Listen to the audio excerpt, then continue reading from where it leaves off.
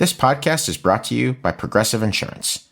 Do you ever think about switching insurance companies to see if you could save some cash? Progressive makes it easy to see if you could save when you bundle your home and auto policies.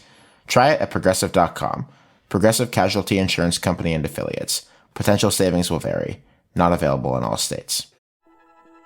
This message is brought to you by Apple Card. Get 3% daily cash back when you buy an iPhone 16 with your Apple Card at Apple. Subject to credit approval. Apple Card issued by Goldman Sachs Bank USA Salt Lake City branch. Terms and more at applecard.com.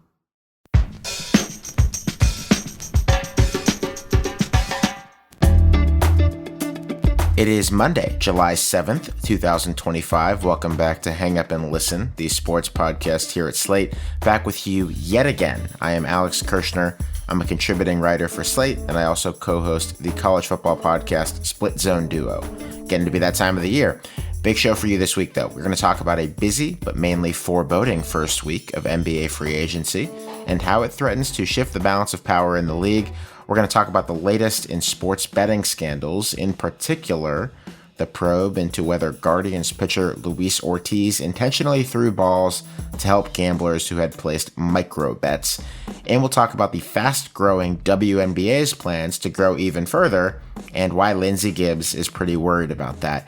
As usual, joining me this week is indeed Lindsay Gibbs, the publisher of Power Plays, a newsletter that covers the biggest stories of the day in women's sports. Lindsay, hello, how are you? I'm doing great. I love this time of year. Wimbledon, WNBA craziness, women's soccer. We got Euros going on. Women's Euros have been fun. So I'm a happy girl. Did you eat any hot dogs, do anything fun for the nation's birthday? Yes, I went to the lake and then I went to a party that was on a different lake that had a farm with 57 animals. So I got to pet goats and hold chickens, and there were some pigs and also fireworks and tequila. So that's very nice. Very good. Very nice. Most of my dealings with animals this weekend were of the eating them in the grilled variety. So what you did seems much more wholesome and frankly better for the planet. And of course, Ben Lindbergh, here you are as well, senior editor for The Ringer, co-host of Effectively Wild. How are you? Also good. Also did some grilling in my family. Didn't have hot dogs, do have a hot dog. I'm a dachshund guy. And I went to a smaller body of water, which was a pool. So we both swim in different places. You know, I think I'm favoring lakes and pools over beaches these days increasingly, mainly because pool levels aren't rising. Lake levels I don't think are rising unless it rained a lot. It just feels like we're going to be able to enjoy these for longer. So yeah. You never know what you're going to get with the bottom of a lake is my only problem. It's swampy. There's vegetation down there.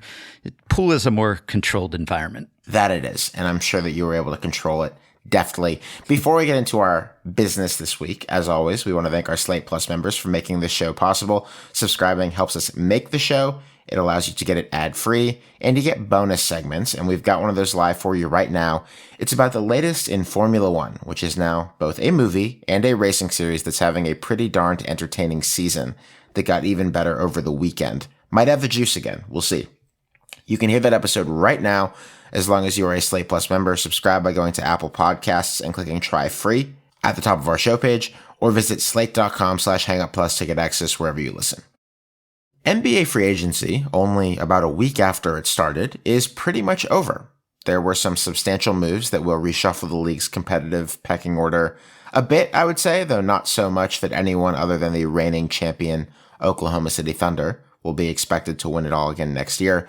A few things did happen, though, around a trio of the defining players of the last few generations. Or I guess one thing happened and two more things sort of threatened to happen over the last few weeks. Number one, the Rockets trade for Kevin Durant from the Suns finally became official just before we turned on the mics today, and turns out to be a 7-team deal, believed to be the first, probably, in major sports history. Love that. Number two, LeBron James opted into the last year of his contract with the Lakers, but his agent, Rich Paul, started talking immediately thereafter about James' appreciation of his time with the franchise, prompting a whole lot of reporting and speculation about the 40-year-old being traded sometime this offseason, as he enters what finally does seem like it's going to be the end game of his career.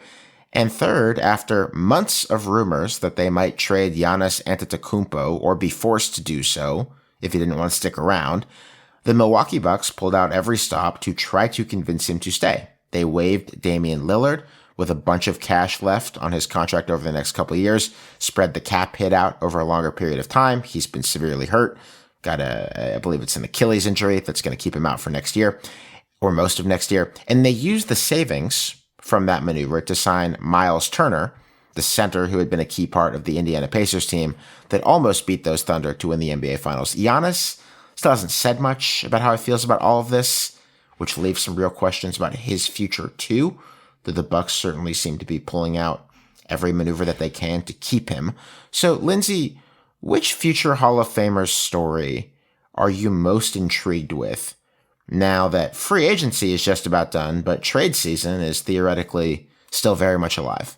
Look, I just got a news alert from Shams about a trade involving Norman Powell, John Collins, and Kevin Love. So I don't think we can say that the blockbusters are done. Just hold on to your hats. I'm sorry we won't have instant reaction to that one.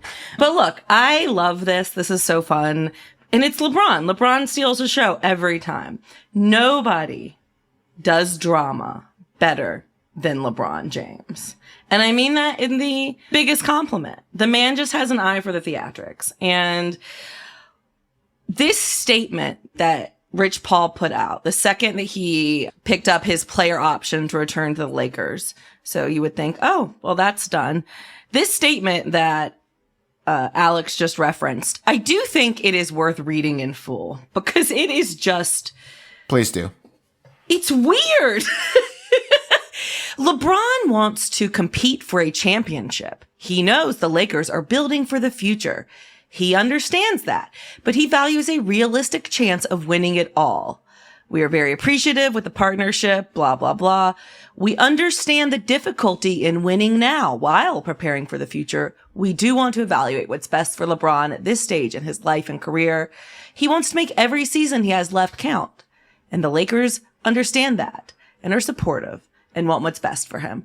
That is just not a normal statement that you put out when you are excited to be playing for the team next year. Like, that is just so weird. And in the weeks, it feels like weeks and years since, but in the weeks since, I've been listening to the Hoop Collective with Brian Windhorst, and he's kept mentioning that the Lakers never released a PR statement on LeBron James picking up this player option, which is pretty standard for a team to do, especially with a player like LeBron James.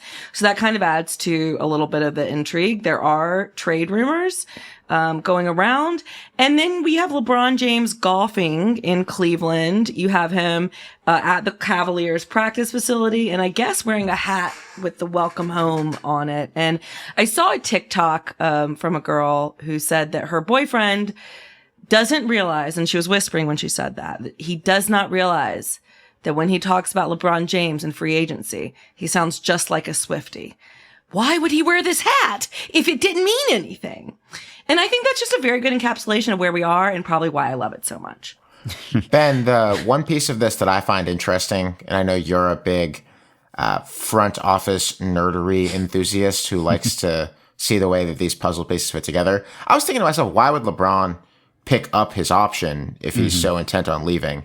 And it turns out that's because the NBA salary cap rules and player contract rules are kind of weird. Yeah. And he can make more money this way and maybe even have more flexibility about where he goes. Looks like maybe a little bit of three-dimensional chess being played by Team LeBron here. Yes, though I do think it says something that the most intriguing story of this offseason is LeBron not opting to pursue free agency as soon as he could, even if it is very much still up in the air with that strange statement. But there hasn't been that much else to distract us from the LeBron status because there have been meaningful, substantial moves made, and we can talk about some of them, but would any of the individual signings or trades have risen to the level of something we would devote a segment to on this show, aside from the Durant trade, which we did devote a segment to before it became a 7-team trade? But other than that, there's just not that much individually.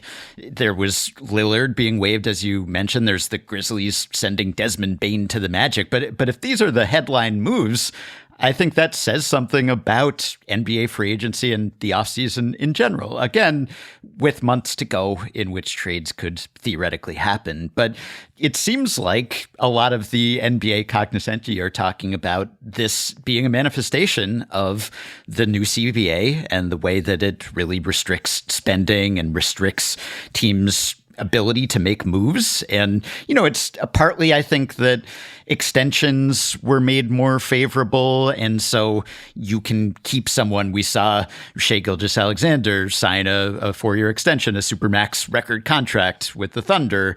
And there just aren't as many teams now, I think, that have the cap room to make a play for those guys. But more and more, it seems like that era of the super teams and of superstars engineering their way out of a certain city and picking their destination.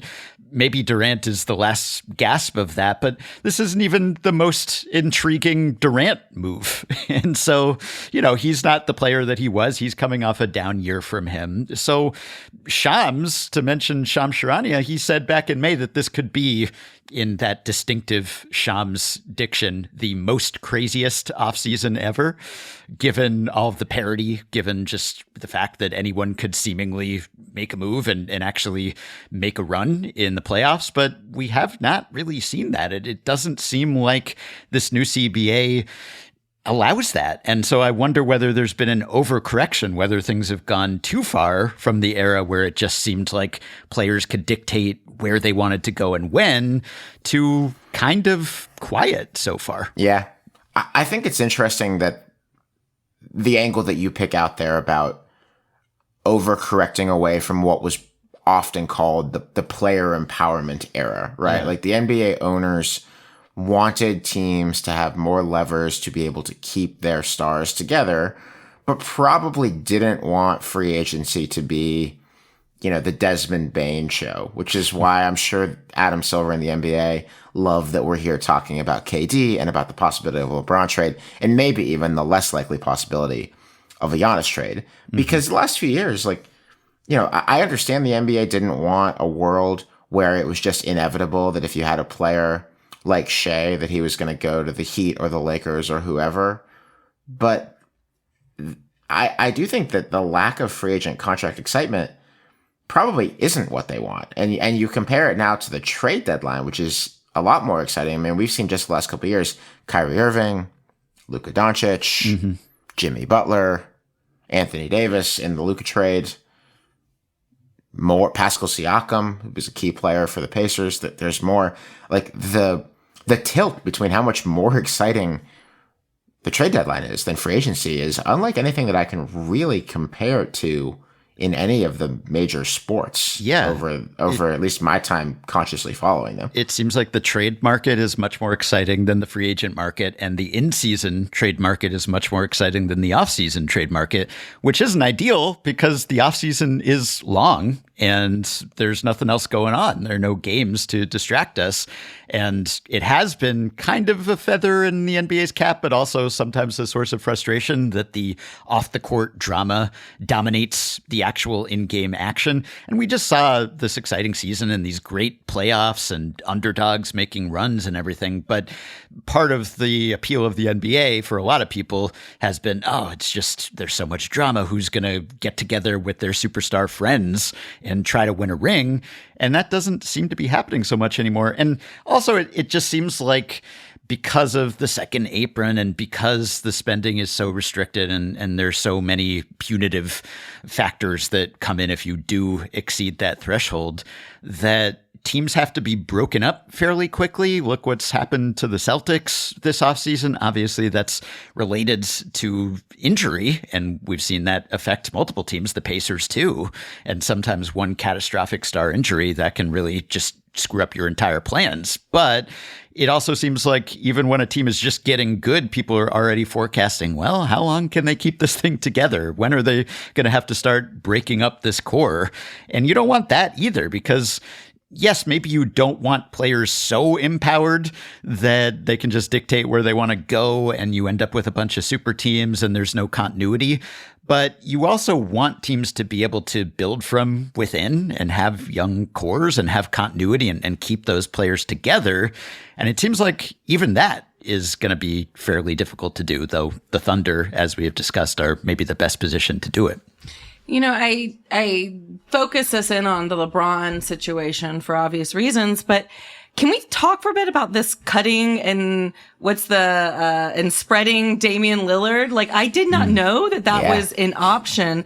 Or maybe it seems like it's never been an option for a player with this high of salary. So now they're going to owe him his full contract over 5 years. So 5 years, yeah. Yeah. 113 mil over 5 years now instead of over 2. And so that's going to be like a, $22 million hit on their salary cap every year for the next 5 years.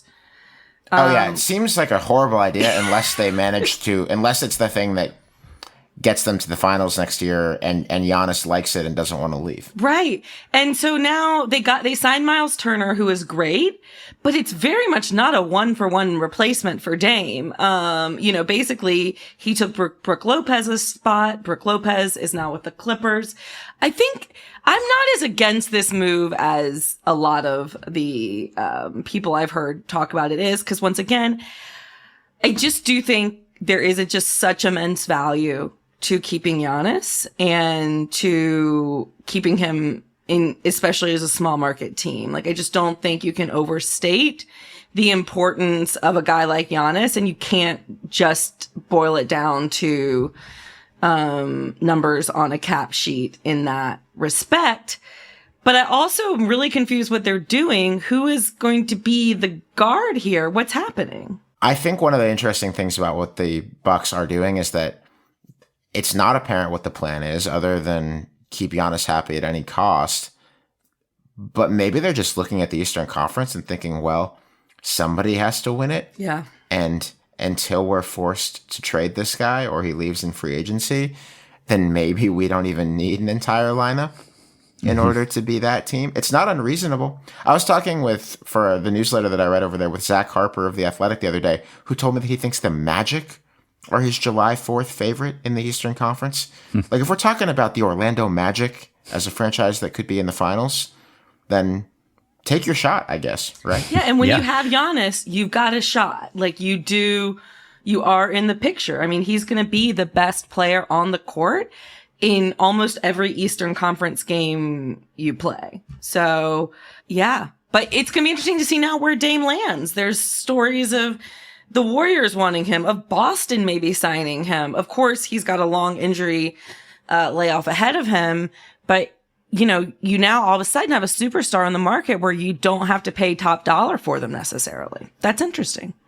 And I'm pro parity in general. And part of it is just, you swing from one extreme to another. And so if you're in an all dynasty era, then you kind of pine for parity. And then you get parity and you realize, oh, maybe I actually miss the teams that are really great and are the same good teams every year, so that they kind of become characters and they develop history that you can follow. But for now, I think I'm still in favor of a version of the NBA where, in theory, anyone can compete, but it does lead to a little less intrigue. And so I wonder whether we're still sort of stuck in the last CBA mindset when we're all just speculating about Giannis and LeBron and there's no indication that they're going anywhere. And yet we're still waiting here thinking that, oh, the other shoe's going to drop at some point. And maybe it will. And if it does, then I'm sure we will discuss it on the show. But it's also possible that it won't happen. I don't know if LeBron and the Lakers are going to settle for DeAndre Ayton as the long-lost center, the center that they've wanted for so long. And that's maybe where you get that kind of half in, half out statement from LeBron, which is, it's kind of like a veiled threat almost. You better make it worth my while to stay, essentially. And from the Lakers' perspective, they have to look long-term too, because they have to convince Luka to stick around. And LeBron is still great, but how much longer can even he be great? Whereas Luka's your future. So you kind of have to make moves or not make moves with an eye towards the long-term cap flexibility. Yeah. And that's where it all comes in. I mean, there are some teams that I think have made strides, like the Rockets, not just Durant, but also some of the supplementary moves that they've made.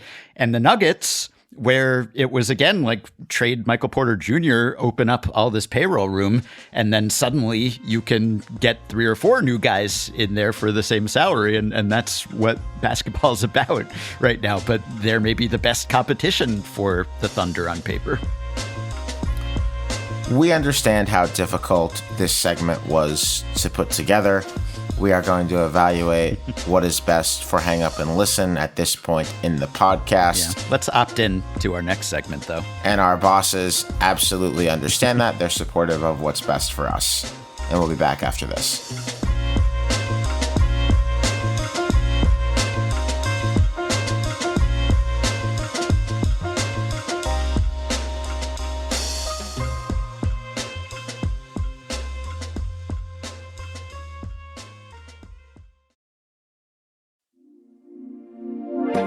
This podcast is brought to you by Progressive Insurance. Do you ever think about switching insurance companies to see if you could save some cash? Progressive makes it easy. Just drop in some details about yourself and see if you're eligible to save money when you bundle your home and auto policies. The process only takes minutes, and it could mean hundreds more in your pocket. Visit Progressive.com after this episode to see if you could save. Progressive Casualty Insurance Company and Affiliates. Potential savings will vary. Not available in all states.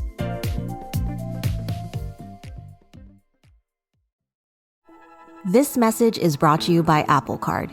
Each Apple product, like the iPhone 16, is thoughtfully designed by skilled designers. The titanium Apple Card is no different. It's laser-etched, has no numbers, and it earns you daily cash on everything you buy, including 3% back on everything at Apple. Apply for Apple Card on your iPhone in minutes. Subject to credit approval. Apple Card is issued by Goldman Sachs Bank USA Salt Lake City branch. Terms and more at applecard.com. In what is increasingly just becoming a part of the scenery of professional sports, both the NBA and Major League Baseball find themselves looking into, or having the feds looking into, suspicious gambling activity around active players. We learned last week that Malik Beasley of the Detroit Pistons is under federal investigation over a spike in betting on his individual stat lines around January of 2024. Beasley has made tens of millions of dollars in his career, but he also reportedly has quite a lot of debt that investigators are no doubt looking into as they check into whether he collaborated with bettors. In the meantime, that has apparently cost him what could have been a very lucrative free agent contract to continue his career. And also last week, Luis Ortiz, a pitcher for the Cleveland Guardians, former Pirate, yes, was placed on non-disciplinary paid leave that sure looks like it could become extremely disciplinary and unpaid leave for a very long time. A betting monitoring firm found that a lot of money had been wagered on Ortiz to throw a ball on the first pitch of a couple of particular innings this year, 2 of them specifically, and he did indeed throw balls on those pitches, each missing the strike zone by quite a lot. And maybe more concerning from my perspective, StatCast metrics that suggest that one of those pitches was thrown in just an extremely different way than any other slider he has thrown all season. None of this is new, but Ben, the Ortiz thing does feel like it could be a bit of a new frontier in post-legalization betting scandals. It's an active player on a team, not just trying to pull himself out of a game like Jonte Porter did in the NBA to satisfy underbettors on his stats, but really taking a dive in the middle of an at-bat. I'm very hopeful that's not what happened here. I'm extremely concerned about what this investigation is going to turn up. What do you think it will mean for baseball and for sport if the result of this investigation is what we are all hoping it is not? Yeah, this would be a bit of a Pandora's box for baseball. Maybe the Pandora's box has already opened, what with smartphones just enabling access to betting at all times and the legalization of gambling. But this, a micro betting abuse, potentially allegations of that, at least, that would be something new for baseball, or at least I guess what's old is new again, because there have been other baseball players who have been suspended either temporarily or permanently in recent years for betting on baseball, mostly on games that they weren't themselves involved in. And also no allegations, no substantiated cases of those players or an umpire in one case actually doing anything to affect the game. Whether you believe that or not, there at least has not been any evidence that that happened. And this would be different. This would be, I guess, for baseball, the first time since the Black Sox scandal that a player actually did match fixing, pitch fixing. Granted, it's 2 pitches that we know about that are under suspicion here and fairly low leverage first pitch of innings in June. But that's why I say it's scary for baseball, because one of the selling points of baseball in recent years has been, hey, this could be great for gambling because we have so many events. There's several 100,000 pitches thrown in the course of a major league season.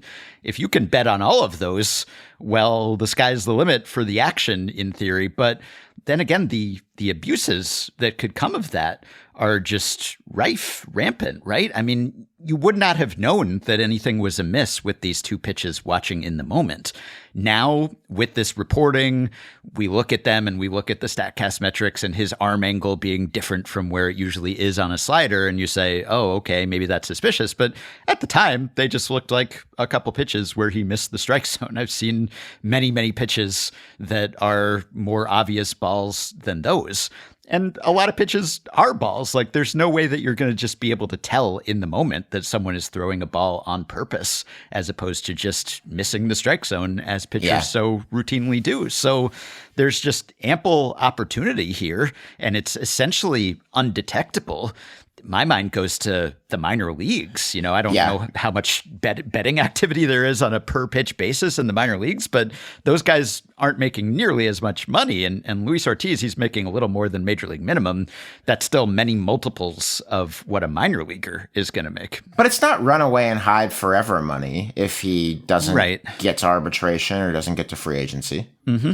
Yeah, the good thing, the glass half full take on this would be that it was detected, that we know about it because the unusual betting patterns were flagged. And thus far, that's all we know, that there was an unusual amount of wagering on these particular pitches. As far as we know, there's nothing actually documented suggesting that Ortiz was in on this or tipped off the bettors or anything. That's what MLB is investigating. But you know, that's what defenders of sports betting and legalized sports betting will say, that, hey, this stuff was always going on. At least now it's happening more or less in the open, where you can have a firm that's devoted to betting integrity that could say, hey, there's suddenly a spike on these 2 Luis Ortiz pitches. Why would that be if there weren't something fishy going on? And then you can flag that. So that's the positive interpretation of this. And I think there's something to that. I mean, who knows how many times this could have happened in the past when just everything was kind of off the books and there would have been no way to know, at least as easily, unless someone talked or something, that this was happening. So I guess as long as people are actually betting through legal channels and there's a process set up, because the sports books, they don't want this stuff to happen either. And I know that you can be cynical about sports leagues getting in bed with sports bettors, but it is in the best interests of those leagues and of the sports books not to have players throwing games, because that why would you bet on something if it's not on the level? And so they want to at least give the appearance that it's on the up and up, and they want to root out anything like this that could happen. And so maybe Jonte Porter, maybe Luis Ortiz, if this turns out to be fire and not just smoke, maybe Malik Beasley, who knows, maybe these are cautionary tales. I know Shams reported that Terry Rozier, who is also under investigation for potential prop bet manipulation in the NBA, has been cleared of wrongdoing, seemingly. But maybe if there are a few players who kind of test the waters here and immediately find out that those waters are scalding, then that will nip this in the bud. But I would bet against any betting activity being nipped in the bud. To me, it's just, I think one of the dangers of the sports betting and kind of the way we talk about sports in general a little bit is the breaking it down to a per pitch or a per, these tiny little mitochondria of a stat line moments. I think when you're betting on games as a whole, it's one thing when you're kind of like Jonte Porter's rebounds in the second quarter, right? It just makes it so much rife for manipulation and abuse. And almost the more you boil it down, the more dangerous it gets. But I also think this Malik Beasley situation, looking into this, there's been so much reporting on his finances and the financial picture he's been facing off the court. And it's really, to me, I'm not saying everyone is Malik Beasley, but I think it's just so easy to say these guys make millions of dollars and why would they need to be involved in sports betting? Like, yes, I can maybe see a Jonte Porter situation where he's not making that much money. But, a guy like Malik Beasley, who's made tens of millions of dollars in his career, why in the world would he get involved in any of this? And, of course, we do not know for sure that he has been. They're just allegations right now. But the reporting on his finances shows, this is a guy who he owes money on big picture and little picture. In 2018, he was sued for less than $2,000 in past due rent. In 2021, he was sued for $2,000 for not paying HOA fees, which, I'm a little bit sympathetic to. He owes his dental company $35,000, $26,000 to a barber. His debts are all over the place, and to the point where he has signed multiple contracts with these lending partners who allow you to borrow money from a sports finance fund. Aaliyah Capital is the one he's been involved in, that kind of leverage against your future NBA contracts, as well as these group licensing deals with the NBA and NBPA. It's just kind of staggering the amount of the financial hole he's been into. In some ways, you can say, well, maybe he trusted the wrong people. But like I said, when you get down to owing $2,000 here and $2,000 there and being sued for it, it gets much more dangerous. And this is a guy who's coming off one of the best seasons of his career. After playing for 5 teams in 4 seasons, he was, talked about as 6th man for the Pistons last season. And he had been talks with, up until the start of free agency, a 3-year, $42 million contract, which now is not being given because the NBA contacted teams about this federal investigation. And I just, it's just more money, more problems almost, but it's kind of staggering to read about the hole that Malik Beasley has found himself in. And you realize how much susceptible he could be to the gamblers. I think one lesson that the leagues and the sports books should take, that I'm not sure if they have taken, but maybe, is that in the long stretch of time between 1919, was it, Ben, with the Black Sox, and almost exactly 100 years later, when the Supreme Court opened the doors to more states to legalize sports betting, the common thread of the big scandals that did happen in this country was that they were in college sports where players weren't being paid. There was Boston College basketball. Actually has something to do with Goodfellas, if you go back and watch that movie and do the Wikipediaing of all of the people involved. There was Tulane College basketball. There was a sprawling basketball scandal in the early 1950s that resulted in the Kentucky program on the men's side not playing an entire season. They got the death penalty, which basically doesn't happen anymore. And Malik Beasley, in a different way, is sort of related because obviously he's had major financial problems despite making tens of millions of dollars in his NBA career. But I think there's a pretty obvious correlation here, or at least an equation that you could draw out, which is financial instability plus opportunity equals likelier betting, likelier problems. Doesn't mean that you're going to completely solve it if you're paying players better. But you could even talk about this with Luis Ortiz, who's making $700,000 and change this year. the players who have gotten in trouble or who are currently under investigation in Major League Baseball are either minor leaguers or like 40-man roster fringe guys who have maybe had a couple of years of making in the hundreds of thousands of dollars. But, it's not guys who have made it to free agency. And it's not so far, I don't believe, even guys who have made it to arbitration where they're making maybe a couple $1,000,000 over the course of a season. And I think it would be foolish not to worry about that, especially in the context of like minor league baseball, where there are a million bettable events and the players are paid better than they used to be, but still $50,000, give or take. Yeah. And Beasley's made $60 million and was on the verge of making $40 million more. But as Lindsay just detailed, you can't necessarily look at someone's career earnings and say that's how much money they have or they invested that wisely. Many athletes have squandered those windfalls. But, we've talked before about how there are always people, whenever news like this will surface, people will make jokes about the league's complicity and will say news about investigation brought to you by Sportsbook X.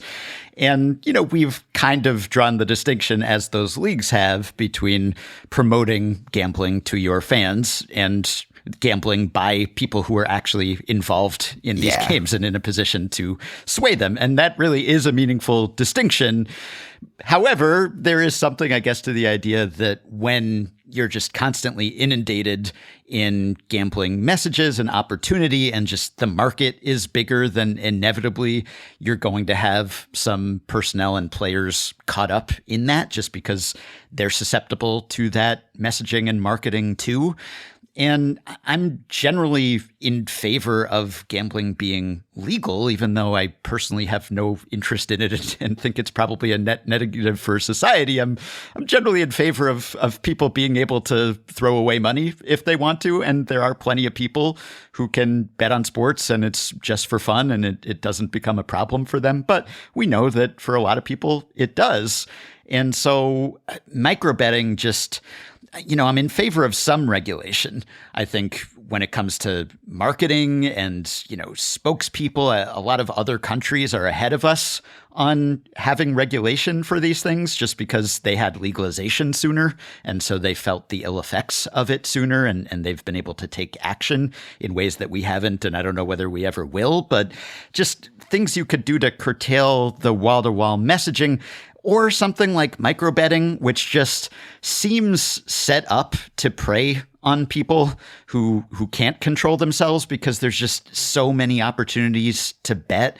That just seems dangerous. And, like MLB, I think, has looked at this and said, hey, we have an edge here because we just have so many games and so many events within those games that we could have people bet on. But there's also a real risk there. And Adam Silver said to Rob Manfred some years ago, Manfred later related that Silver said, hey, don't hurry to speed up your games because this could actually be a benefit for your sport, that there's so much time between pitches that's more betting activity time.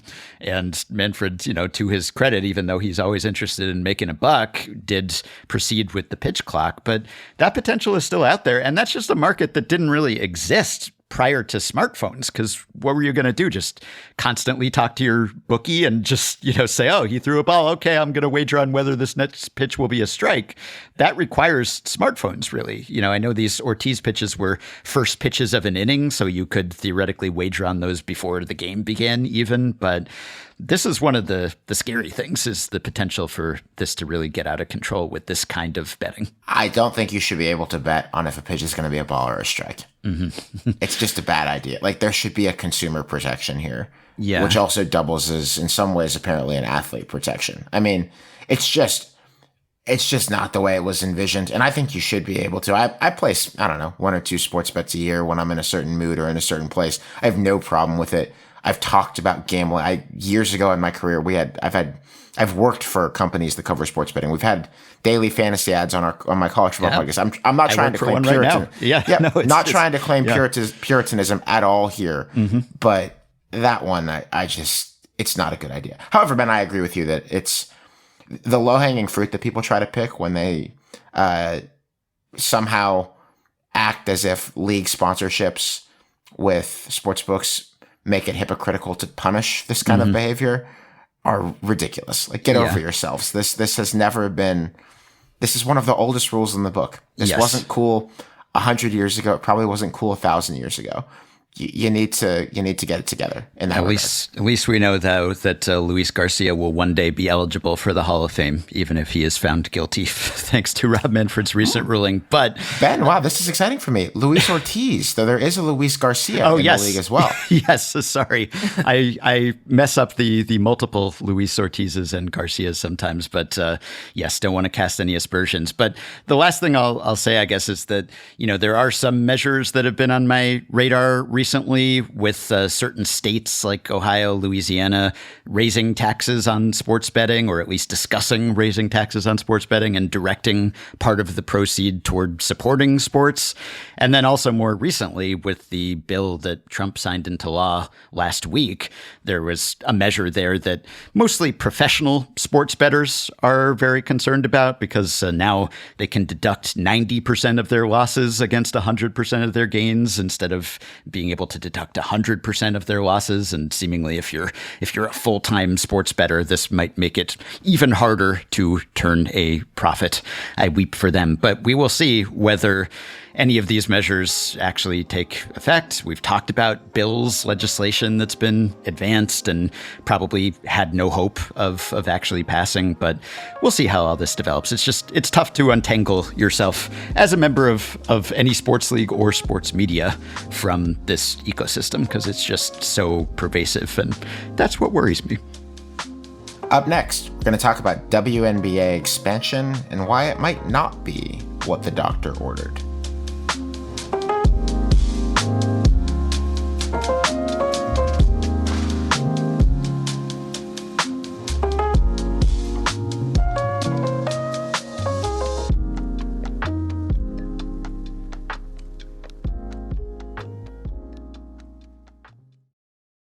At Sierra, discover great deals on top brand workout gear, like high-quality walking shoes, which might lead to another discovery. 40,000 steps, baby! Who's on top now, Karen? You've taken the office step challenge a step too far. Don't worry, though. Sierra also has yoga gear. It might be a good place to find your zen. Discover top brands at unexpectedly low prices. Sierra, let's get moving. This episode is brought to you by Polestar. There's only one true way to experience the all-electric luxury SUV Polestar 3, and that's to take a test drive. It can go from 0 to 60 in as little as 4.8 seconds with the dynamic handling of a sports car. But to truly understand how it commands the road, you need to be behind the wheel. Up to 350 miles of range, the 3D surround sound system by Bowers & Wilkins. It's all something you have to experience to believe. So book your test drive for Polestar 3 today at Polestar.com. Hey business owners, we know you know the importance of maximizing every dollar. With the Delta SkyMiles Reserve Business American Express card, you can make your expenses work just as hard as you. From afternoon coffee runs to stocking office supplies and even team dinners, you can earn miles on all your business expenses. Plus, you can earn 110,000 bonus miles for a limited time through July 16th. The Delta SkyMiles Reserve Business Card. If you travel, you know. Minimum spending requirements and terms apply. Offer ends 7/16/25. The WNBA added a 13th team this year, the Golden State Valkyries. We talked about them on last week's Slate Plus bonus segment for members. But also last week, the WNBA announced that it would be expanding yet again. Already slated to get teams in Portland and Toronto in 2026 to grow to 15, the league now says that it will add clubs in Cleveland, Detroit, and Philadelphia over a few years running up to 2030, which is going to bring it up to 18 teams. On the one hand, this is exciting. The league's been very hot the past few years, as has women's basketball as a whole. Ton of interest. More teams means more games, more chances for fans in different cities to fall in love with women's hoops. Frankly, more jobs for players. There were just 144 in the WNBA as of last year. Soon there will be well over 200, even if roster sizes stay exactly where they've been. And if you want more incentive for players to develop their careers and keep the sport healthy at all levels, then WNBA expansion sounds like it should be a good thing. But, Lindsay Gibbs, you cover this league for a living. And when we talked about it the other day, because it's been about a week since this news first came down, you told us that you have substantial concerns. I've waited till now to ask, so we could just do it on the podcast. What is the biggest one? Yeah, something. The news of these 3 expansion teams broke right before we recorded last week, and I was kind of buzzing a little bit of excitement during our recording. And since then, reading more about it, I've definitely become a little bit more cynical, which I honestly hate. I know I'm kind of known for my cynicism a little bit, but I don't like to be just the Debbie Downer at all turn. And WNBA growth is phenomenal, and I've been waiting for it, and I'm bullish on it. But I think I just feel like this is a lot very quickly. Overall, the league will have expanded by about 50% in 6 years. So adding 6 teams to a 12-team league within 6 years. It's going to be 5 expansion drafts in 6 years, which is a lot of instability, a lot of change during the off season. And my biggest concern is, can we even take care of the players that the WNBA has now? The argument would be that these expansion fees that the league is pulling in, which is reportedly about $250 million per team, which we can get some numbers to put that in perspective. The Valkyries only paid $50 million as their expansion fee.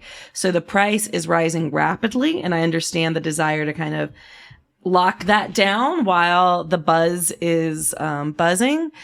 But I do think that right now, the schedule is already overpacked with 44 games. It's likely that with the addition of all these teams, we'll move to 50. What is happening to the season? You can't really start much earlier because of the college season. It's hard to go later because the college season starts again. And you've also got NBA coming. NFL, of course, takes over so much attention in the fall. And I don't know. I think that a big selling point of the WNBA, and Sabrina Merchant wrote a good column about this in The Athletic, but a big selling point in the WNBA is that every game really means something. When you're only playing 40 or 44 games, there's a value to them. When you only have 12, 13, let's say even 16 teams, you've got a lot of talent on each team. You can just so strongly say that this is the best league in the world.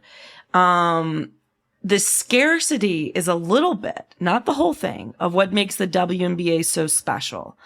And I worry that we're going beyond that. But my biggest concern of all this is 2 things. Number one, that these are all partnerships with NBA teams and NBA markets.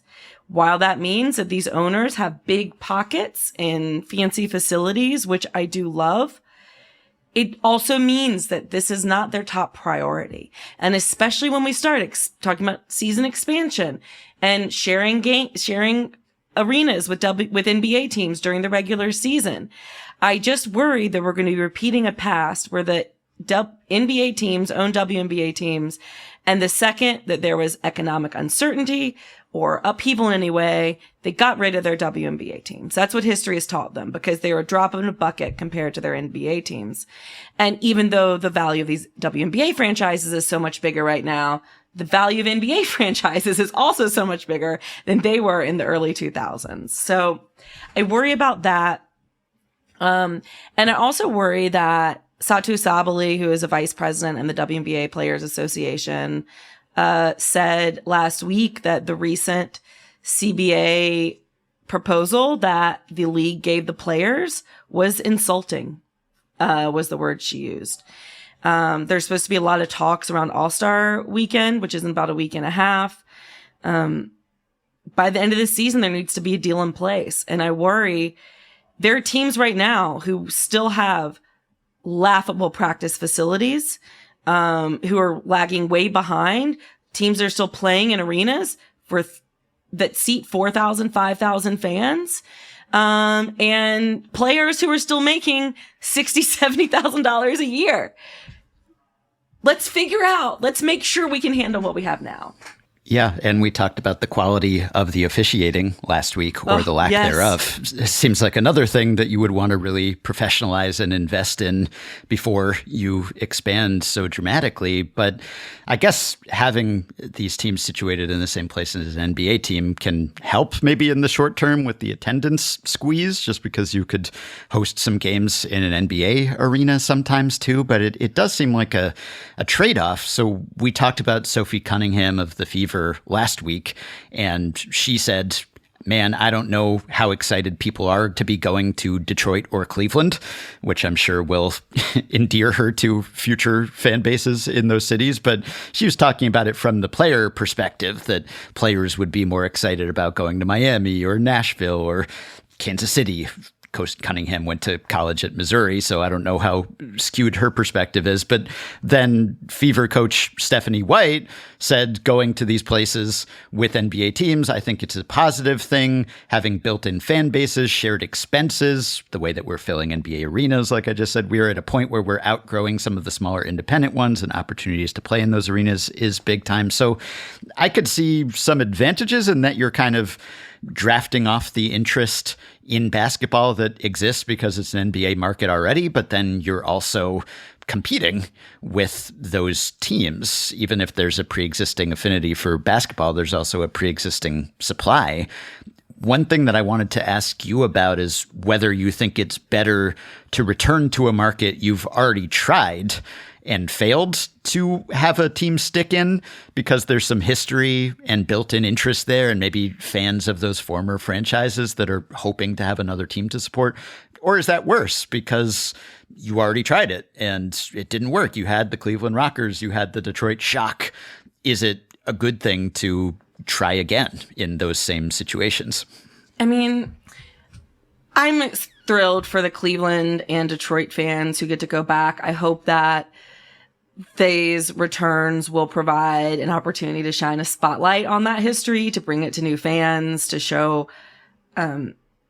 these aren't just myths. This was like real great basketball that was happening. And just because Caitlin Clark wasn't involved doesn't mean it didn't matter. And I know that there are fan bases who are super excited. One of the funniest moments was the city of Detroit literally going after Sophie Cunningham for those comments on social media. The WNBA is alive and well. But I think I'm more worried that if you look at the history of those teams, it is not necessarily that the teams themselves, that it didn't work in the sense of just absolutely nobody cared. The owners of those teams lost interest during the financial crisis, and among that, and when the NBA was going through tougher times, they stopped investing and they didn't care to continue to invest. There was a lot of interest early on in the WNBA, and when there wasn't an immediate return on profit, which is not something that any sports league sees ever, there was a lot of desire to just get rid of this and get rid of these teams. And that's more what I'm worried about. I do know that these, franchises, as we talked last week, the Valkyries are worth an estimated $500 million already. The Liberty are up to $450 million. A lot of them around $200 million, even the lower ones. This is real money, real valuations. A $250 million expansion fee is nothing to sneeze at by any stretch of the imagination. So that does automatically give the owners a little bit more skin in the game, so to say, a little bit more interest in continuing their investment. You also have this television deal, which looked outdated the second it was signed and certainly does now, but it is worth about $200 million a year over the next 11 years, hopefully with the ability to get more in a few years. But what we saw in Cleveland was the second LeBron James was coming in, the owner was like, oh no, I need to devote every single resource I have to making sure we can handle the LeBron James greatness. Bye-bye Rockers. The Pistons the Shock were winning and selling really well when the owners just decided they kind of didn't care about the league anymore. So I worry you've seen independently owned teams. Kevin Pelton pointed out ESPN, the independently owned teams, such as the Aces, such as the Storm, and even in the Chicago Sky, have won 5 out of 6 of the last WNBA championships. These ownership groups that have primarily had the W to focus on have really kept the league alive and thriving. And we've seen a lot of the NBA co-owners, the Fever, for years until Caitlin Clark came off, gave no resources to the team at all. We talked about how the Sparks ownership, although they're not technically owned by the Lakers, they have a lot of pro owners who just haven't put any investment in the team whatsoever. The Mercury have historically been an afterthought compared to the Suns. I would say the Mystics, it's been a mixed bag. But I remember Ted Leonsis telling me, the owner of the Mystics and the Wizards in Washington, I remember him telling me that in CBA negotiations, he was the only owner of an NBA team who would show up, even though there were like 6 other teams that had NBA owners. There was just no interest. So I worry. That's my biggest concern, is that we're going to see history repeat itself in that way. I think one of the interesting things about the Mystics that sort of goes to what you're talking about, just as I hear this discussion about the benefits of being attached to an NBA team versus the benefits of independence, the Mystics play most of their home games in their own gym outside of DC, and it's a smaller arena, and there's a cool environment there. And when they're good, which they have sometimes been, it just kind of feels like their own thing and it's popping. Whereas when they've gone to Capital One Arena or whatever it's called now, sometimes it feels not quite right. Like the building might not be packed because they haven't grown into it yet. It feels like they're in somebody else's home. I think about that a little bit as I hear you talk about the benefits of, like, it's cool sometimes to play, like, to have the ability to just go into an NBA gym and play there. But also sometimes it's, like, I think about this in the context of college football all the time too. Like, you should be playing in your own place that's the exact right size for you. And if you move a game to a bigger venue sometimes, or someone else's venue, maybe that makes sense. But, you don't necessarily need the attachment to the NBA operation to build culture. Yeah, you don't. Around a team. Although, I think that the Mystics also really shot themselves in the foot. I think it doesn't have to be 16,000 seats or 4,000 seats, right? There's a big middle of the road there. Also, I think Capital One Arena is a terrible NBA arena in general. Like, it just feels vacuous and empty even when it's full. But it is. It's a tough thing to find the balance. I am excited about more money coming in. I am thrilled about these franchise fees. I am worried about the CBA negotiations going on now. I am worried that the league is just taking on more than it's ready for, that from an operational standpoint, from a promotional standpoint, from a talent standpoint, you've moved in the opposite direction. So I'm just scared. Yeah, I share that concern, but if I could just, in closing, present the glass half full spin on this too, in keeping with my sunny disposition, just so we're not all negative. I think, as you said, maybe there's a happy medium between 4,000 and 16,000 in attendance. Maybe there's a happy medium between 12 teams and 30 teams, or between 44 games and 82 games. And maybe that's what we're finding here. And I don't know, maybe there is a move fast and break things element to this, but as we've discussed, as I think we all agree, this surge in the popularity of the WNBA and women's sports in general, it's not a bubble, it's pent up demand. It's an underserved market that was overdue for this quantity and quality of product. And so, if you extrapolate from the last couple years, maybe in 2030, the W will be such a success that this expansion seems conservative.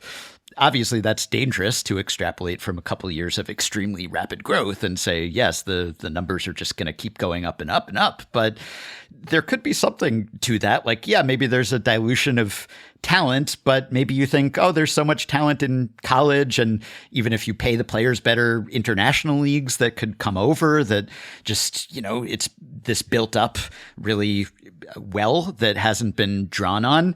The roster sizes are still small. That's another way you could expand, is to go up from 12 players per, that still Kathy can't collect $250 million for Right. doing that. So Exactly. they're showing no interest, even though that would be better for the development and the product, the quality of the product on the floor. Right. So is it a cash grab, or is it a rational capitalization on this uptick of interest and revenue? And I think it's part of this ongoing conversation that we've had and will continue to have about just how much sports is the right amount of sports. And will teams cut back, or will they continue to add games and teams because the demand is out there? We just saw the NHL go from 82 games to 84. Meanwhile, soccer players are up in arms about how many matches they have to play, as we've discussed. That's come back to the fore with the Club World Cup going on and just no off season anymore. And so you always worry about overwork, but then you also want to give people more of what they want. So it's hard to know where that line is, and hopefully they have found it and not crossed it. Speaking of not knowing where that line is, I will just note that the Mystics Care First Arena is inside the line of Southeast DC, not outside it in Maryland, as I remembered it being from going there some years ago. Oh, did you say it was outside? I should have corrected you on that. So. I thought that it was across the line in Maryland, but it gets squirrely over there. It remains in Southeast DC. No, it's firmly Southeast DC. It's right across the river. Yeah. And we talked to Frankie last week about how much interest there's been thus far in the Valkyries and the Portland team that doesn't even exist yet. So maybe that's a sign that it will support further expansion, or maybe at some point that interest will decline. I hope that the WNBA proves me wrong, and that they are ready for this, and that they take care of the players in this upcoming CBA. That's how they can prove that they're ready for this.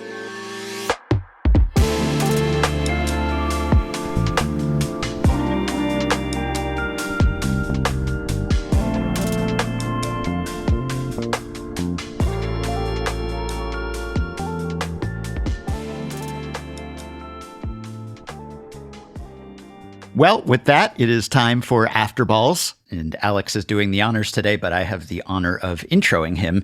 And as you two know, I am fascinated by the phenomenon of soccer superstars playing out the string in lesser leagues. Recently, 40-year-old Cristiano Ronaldo signed a new 2-year contract with Al Nassr in the Saudi Pro League, where he's been since soon after the 2022 World Cup. The money is mind-blowing, something like $300 to $400 million a year, depending on how you value the various perks. Meanwhile, 38-year-old Lionel Messi is making a mere $20.4 million for Inter Miami, which is more than the payrolls of 21 other MLS teams, but is chump change compared to Ronaldo's haul. Perhaps unsurprisingly, there are recent reports that another Saudi team is trying to sign Messi when his MLS contract expires after the season. And you can imagine the publicity boost of having Messi and Ronaldo, arguably the two greatest soccer players of all time, and inarguably the most followed Instagram users in the world, continue their rivalry and their pursuits of 1,000 career goals going head to head. Sports washing, exorbitant Saudi salaries, nothing new. And in fact, Messi has already been a paid pitchman for Saudi Arabia. But another thing that's not new is aging soccer legends leaving their homelands or longtime teams for less established leagues with lower quality competition. Messi was MLS MVP last season. Ronaldo was the SPL's top scorer, so they're still great compared to their peers. But as of last month, according to Opta's power rankings, MLS and the Saudi Pro League were the 12th and 29th strongest leagues in the world. So, they're a long way from La Liga. And this practice is pretty par for the course in soccer in a way that would be weird in other sports. Like LeBron has flirted with the idea of playing in Europe at times, but that hasn't come close to happening. That's probably not what he was hinting at in his cryptic statement. Clayton Kershaw isn't going to wind down his career in Korea or Japan or Taiwan. Some good basketball players like Bob McAdoo or Dominique Wilkins or Allen Iverson have played in Europe at the tail end of their careers. A few great baseball players like Larry Doby and Don Newcombe and Goose Gossage have spent a little time in Japan. And of course, some European NBA and NHL players will go back home to close out their careers. But I don't think it's anything like what we see in soccer, where there's such a global fandom and so many leagues with a lot of money, plus the potential to play in the World Cup, which Ronaldo and Messi may do in 2026, even after you've sort of self-exiled to an inferior league. I don't know whether that's a good thing, a selling point of soccer, or a drawback. It's kind of the easy way out, but maybe it makes for a more graceful decline and introduces these icons to other audiences. Anyway, I was trying to figure out who originated this trend. Obviously, Pelé was a precedent setter. He debuted for the New York Cosmos 50 years ago this month or last month, and many an aging superstar has followed his lead. But I'd like to give some credit briefly to a player whom Pelé called the man who taught us the way football should be played, perhaps including the way that a football career should end. Stanley Matthews, a.k.a. the Magician and the Wizard of Dribble, was, according to the BBC, arguably the first global icon, paving the way for superstars such as Ronaldo and Messi. Messi and Ronaldo are first and second all-time with 8 and 5 Ballon d'Or wins, respectively. Matthews won the inaugural Ballon d'Or in 1956. He played professionally for more than 30 years, from the 1930s to the 60s and into his own 50s, so long that he was knighted while he was still an active player. And though he was known mostly for his time with Stoke City, Blackpool, and the English national team, he played and coached and promoted the sport in Africa and, relevant to our purposes, played in 1961 and 65 for Toronto City, an Ontario-based team in the upstart Eastern Canada Professional League. The ECPSL season ran from May to September between English Football League seasons, so the new league tried to drum up interest by signing Matthews and other aging UK stars. In fact, that caused British clubs to ban their players from playing in that league, and FIFA ruled that players couldn't switch clubs without a proper transfer, which the ECPSL said would end professional soccer in Canada and oppose the promotion of soccer on a worldwide basis.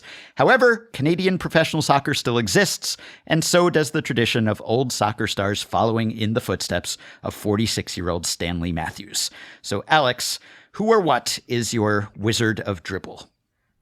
Thank you, Ben. My Wizard of Dribble this week is the Washington Nationals. On Sunday, 1 week before they make the first pick in the MLB Amateur Draft, the Nationals fired their longtime baseball operations leader, their general manager, basically. For some reason, they didn't call him that, Mike Rizzo, as well as their manager, Dave Martinez. No team has ever made a firing like this on a timeline like what the Nationals just did so soon before making such a consequential draft pick. And while it is very risky to turn over such a high-stakes moment to a different person right before it happens, it might work out. I don't know. We won't know for years anyway, given the nature of the baseball draft. But the Rizzo axing in particular does have me thinking about the very, very weird last half decade of a team that won the World Series in 2019, with Rizzo building the team and Martinez managing it. You might remember that 2019 series when the Nats went 7 games with the Houston Astros, and the road team won every single game, with a Washington comeback in Houston in Game 7, bringing the franchise its first championship. Juan Soto played a key part on that team, as did Anthony Rendon and Trey Turner in the infield. The rotation was headlined by Max Scherzer, still kicking now, and Steven Strasburg. What a weird few years it has been since then. The pandemic happened, and a fanless 2020 season probably affected the Nationals more than just about anybody else in baseball. As one of my favorite ball writers, Joe Sheehan, has long argued, a World Series usually comes with a victory tour of sorts, featuring strong ticket sales and fan and even player enthusiasm over the next year. But the coronavirus took all of that away from the Nationals during the season in which they might have otherwise been enjoying the afterglow, and instead they were playing in empty stadiums like everybody else. The Nationals tried to keep together some of that 19 championship team. Strasburg, the former number 1 pick, whose early years helped this team establish itself in D.C. after coming from Montreal, got a 7-year, $245 million contract. The team had already given big money to Patrick Corbin, the left-hander, whose first year included that World Series. But Strasburg's body broke down, making his contract an albatross. It's still not up now. and Corbin lost his stuff rather quickly. And the Nationals, who had already not retained Bryce Harper before his own free agency, didn't exactly go into fire sale mode, but they gradually allowed the rest of their championship team's best players to go elsewhere or sometimes traded them so that they definitely would. Rendon went in free agency to the Angels right after that World Series. That was a bullet dodged. He's been useless there and doesn't even seem like he really likes playing baseball, so that was fine for the Nationals. Scherzer and Turner were both trade bait at the deadline in 2021. Turner, in particular, remains one of the best players in baseball now. And of course, the big one, Juan Soto, was traded in 2022 in a deal that has honestly worked out pretty well for the Nationals, bringing one of the best young players in baseball in James Wood, the outfielder, plus a legit starting shortstop, C.J. Abrams, and a legit starting pitcher, Mackenzie Gore. But the Nationals, despite that, suck, and they might for a while. Their championship team's best players are in some cases still very good elsewhere, but since 2020, the Nationals have won 325 games. The only team that has won fewer is, you guessed it, the abysmal Colorado Rockies. Why did it have to be this way? I would argue that it didn't, but the people who own the team might have different incentives than baseball fans do, let alone Nationals fans. The Lerner family, one of the wealthiest in baseball, spent roughly 2022 to early 2024 trying to sell the team, or at least exploring it, but after not finding an offer to their liking, they took the sign down and decided to keep the club in the family. It is clear in retrospect that the Lerners wanted to have as lean a property as possible to sell. And in the end, it turned out they could not even do that. I find all of this to be a rather big bummer. I am not a Nationals fan, as you know, if you've listened to the show, but I spent my 20s in DC, and I liked the way that a good Nationals team was part of the city's culture. I liked the way that my young cousins in the area, out in the burbs, were able to really fall in love with those good Nats teams. I didn't like seeing how ungracefully the team navigated that post-World Series period, challenged as it may have been by COVID. And I don't like turning on MLB.TV now and seeing tens of thousands of people dressed as blue seats at just about every Nationals game. But I do think all of this supports my view of what I will personally do if my favorite team ever does win a World Series, which is at that point, I will quit my fandom. That's right. If the Pirates should ever win a World Series, that will be the last baseball team I ever care about. I've always thought it would be better that way, and the Washington Nationals are my proof. It is a sad coda to what was a really exciting 2019 World Series when they slayed the Astros. And yeah, timing didn't favor them, but they just have not done a good job with this rebuild. And it is kind of incredible that they nailed that Juan Soto trade. If you have to or crazy, yeah. decide really to did. trade Juan Soto, you could not ask for a better return. In fact, 3 of the 5 or so players they got back in that trade have a higher Fangraphs WAR total than Juan Soto does this season, whom the Mets are paying a fortune. Not that he's not worth it, but Wood, Abrams, Gore, those guys have been great for the Nats. And yet there's just not much around them right now. And you mentioned the ownership, and Ken Rosenthal noted this in his piece for The Athletic, that they had a top 10 payroll almost every season between 2014 and 2021. But in the past few years, they've been generally in the bottom 10. And sometimes it's acceptable to pare down your payroll when you're in a rebuild. You're not going to win anyway. But there's a cheapness, I think, that is happening here with the Nationals, and also maybe just kind of not at the vanguard of player development. So I guess you could say if you've decided that you need to make a change, then do it before you make another number 1 pick, because the Nets know from Bryce Harper and Steven Strasburg that can potentially change a franchise. But it is a lot to ask, even though most of the scouting and the prioritizing is done by this point, to just dump that into an interim GM's lap.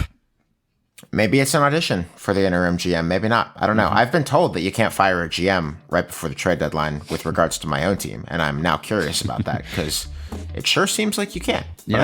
I guess we'll see how that goes. The Nats don't have too much to trade, so that should make things a little easier.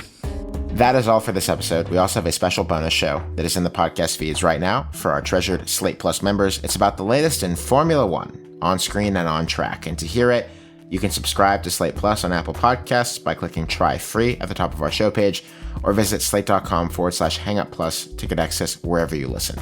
The episode is available right now, and we will see you there. Our show notes are at slate.com/hangup, and you can email us at hangup@slate.com. Don't forget to follow the show and rate and review us on Apple Podcasts.